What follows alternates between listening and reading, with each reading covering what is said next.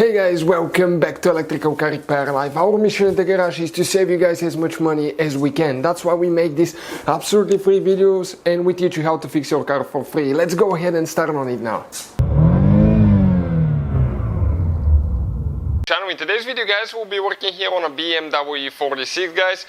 This one will be the 3 Series BMW from year 1998 to year 2006, guys. And we'll show you, if you guys have a code P0050, oxygen sensor, bank 2, sensor 1, what causes that, how to check it out, and how to test the component, where it's located, and what needs to be done to replace it. In addition, guys, all the tools and parts that we use, you can find them listed in the description of the video below. So, we guys have more than 200 videos on this car. Why? Because our mission, guys, is to save you as much money as we can. So, in return, guys, please subscribe to the channel, like the video, and leave a comment below. So, let's start on it now. So, I'm going to go ahead, start the car. Check it out now, guys. Okay, we're going to have the engine light on. Okay, you can see engine light, guys. Okay, stays on no matter. Okay, no matter what we do, it just stays on. So, what I'm going to do now, guys, okay, we're going to turn the car off, turn the ignition only. Okay, this is the computer that I will be using right here by Foxwell. You can find this one listed in the description of the video below. This is a super powerful computer that works on any car, and you can diagnose the engine, airbag system, ABS system, check battery, CVT, automatic transmissions. Okay, let me just show you a few things that it supports. It's amazing, amazing product. Steering angle sensor, TPMS, throttle position sensor, quite a few things, guys, that you can calibrate and check out with this computer. So I have it connected to the OBD port of the car, okay, right there. And now, guys, I'll just click okay right here, OBD, select this one, and it's loading all the data now. It reads the different protocols, and it's going to connect to the one that is supported by the vehicle.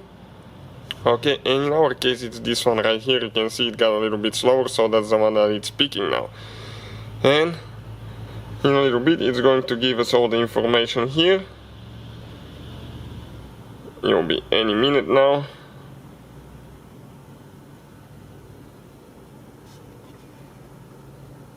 Okay, perfect. You can see codes found 1, ML status, okay, MU status, that's the engine light on. So I'll click enter. We're going to go to the module. We'll select read codes, and under read codes we'll see under stored codes what we can find, and the code that we have is P0050, oxygen sensor, heater control circuit, bank 2, sensor 1, guys. Okay, that's our problem right there. So what I'm going to do now, I'll click back again, and we'll go under live data here. We're going to go ahead, guys, okay.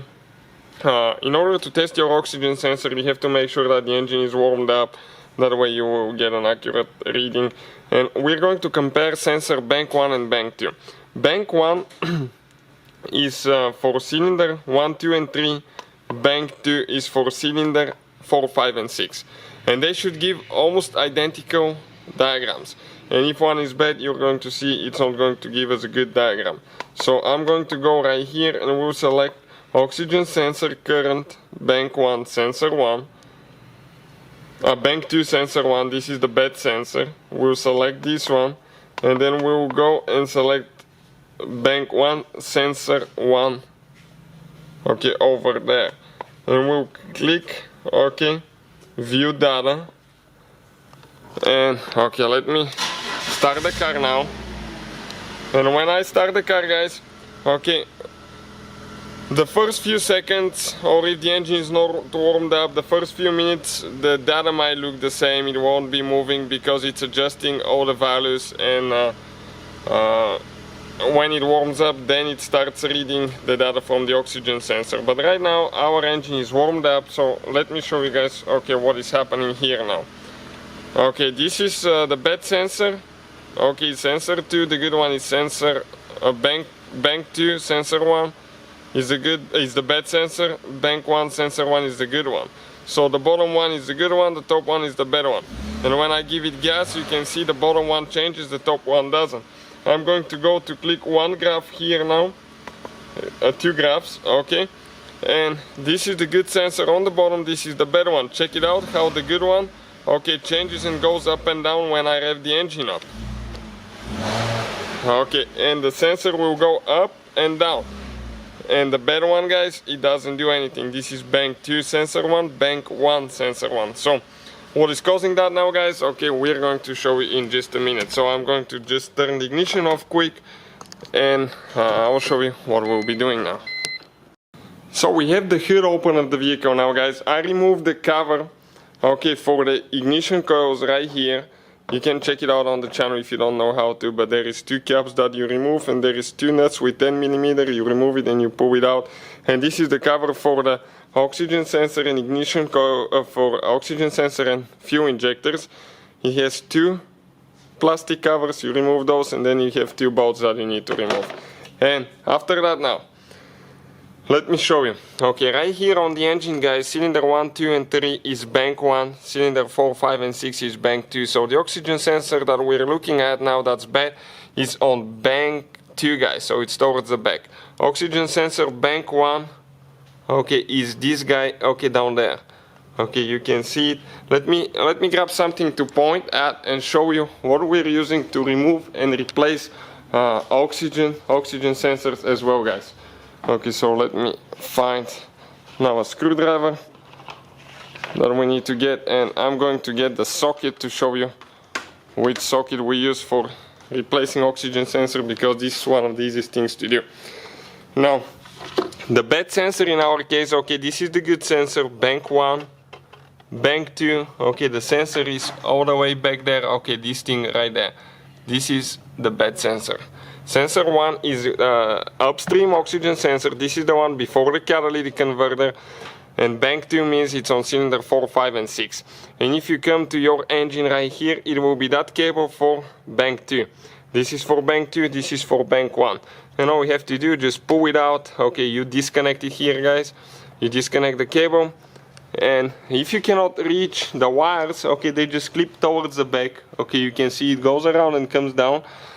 You can remove the cabin air filter bracket here and have more room, but it's doable without doing it.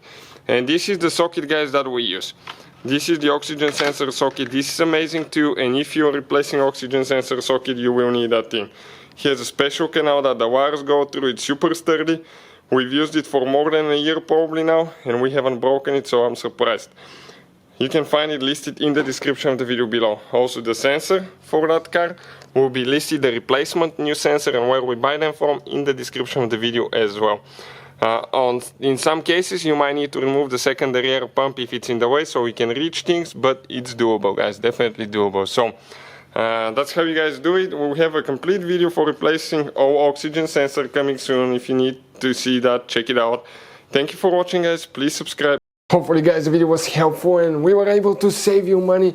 We guys have more than 19,000 free repair videos on our YouTube channels. Check them out. We have videos that can save you thousands of dollars in future repairs. Thank you for watching and see you guys next time.